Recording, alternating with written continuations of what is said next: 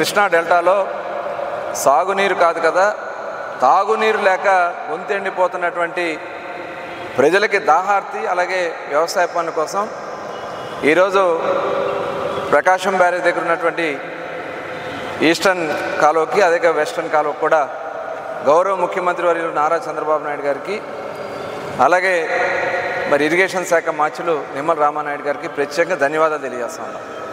ఎందుకంటే గత ప్రభుత్వం చేసినటువంటి నిర్లక్ష్యం కారణంగా ఇప్పుడే రామానాయుడు గారు చెప్పారు, ఏదైతే పులిచింతల్లో 30 టీఎంసీ నీరు ఉండాలంటే 0.5 టీఎంసీ కన్నా కూడా తక్కువ నీరు ఉందంటే ఇవాళ దీనికి బాధ్యత ఎవరిది? ఆనాటి ముఖ్యమంత్రి మరి జగన్మోహన్ రెడ్డి గారి నిర్లక్ష్యం కాదా? సముద్రంలోకి వృధాగా నీరిపోయేది, ఏనాడు కూడా వాటర్ మెయింటెనెన్స్ చేసేవాళ్ళు కాదు. ఇవాళ నిజంగా వాళ్ళ నిర్లక్ష్యం వల్ల ఈ పరిస్థితి వచ్చింది. అసెంబ్లీలో మాట్లాడారు, పట్టిసీమ పంపులు ఉపయోగం లేదు, ఉల్లిపాయకి కాట వేయాలని చెప్పి ఆనాటి మంత్రులుగా పనిచేసినటువంటి వ్యక్తులు మాట్లాడారు. ఇవాళ రండి చూడండి, ఇవాళ నిజంగా పట్టిసీమ పంపులు లేకపోతే ఇవాళ కృష్ణా జిల్లాలో ఉన్నటువంటి ప్రజల పరిస్థితి ఏమైందో ఒకసారి ఆలోచించాలని చెప్పి నేను కోరుతా ఉన్నా. దీనికి కారణం మీరు కదా, మీ చేతగనితనం కదా.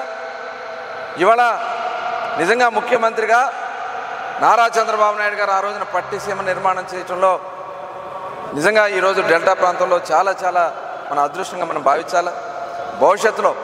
ఎందుకంటే ఇవాళ డెల్టా ప్రాంతంలో ఉన్నటువంటి మొత్తం కూడా ఒక చెంచాడు మట్టి కూడా తీలా.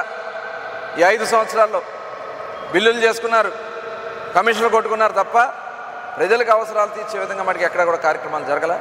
తప్పకుండా మరి మొన్ననే వీడు తీయడానికి కానీ అత్యవసరంగా ముఖ్యమైనటువంటి పనులు ఉంటే అవన్నీ కూడా ఇరిగేషన్ పనులు చేయడానికి కూడా మరి మంత్రి గారు ఆదేశించడం జరిగింది. నిజంగా చాలా సంతోషం. యుద్ధ ప్రాతిపదిక పైన ఆ కార్యక్రమాలను కూడా పూర్తి చేసి చివరి ఎకరా కూడా నీళ్ళు ఇచ్చే విధంగా కృష్ణా డెల్టాలో చేసే విధంగా కృషి చేయాలని చెప్పి మరొకసారి కోరుకుంటూ, మరొకసారి ఈరోజు ఈ కార్యక్రమాన్ని ఇచ్చేసినందుకు మంత్రి గారికి ప్రత్యేకంగా ధన్యవాదాలు తెలియజేస్తాను.